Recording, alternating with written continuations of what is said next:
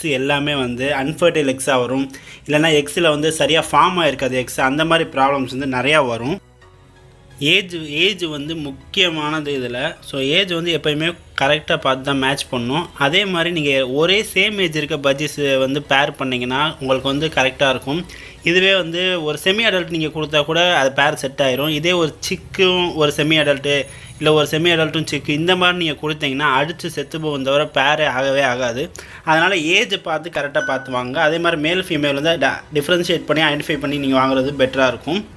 அது மட்டும் இல்லாமல் பாட்டோ ப்ரீடிங் பாக்ஸோ எப்போ வைக்கிறோன்னா ஒரு 6 மந்த்ஸு அட்லீஸ்ட் ஒரு 4 மந்த்ஸுக்கு மேலே ஒரு 5th மந்த் அந்த மாதிரி அப்போ நீங்கள் வந்து பாட்டோ இல்லை ப்ரீடிங் பாக்ஸோ வச்சிங்கன்னா உங்களுக்கு கரெக்டாக இருக்கும்.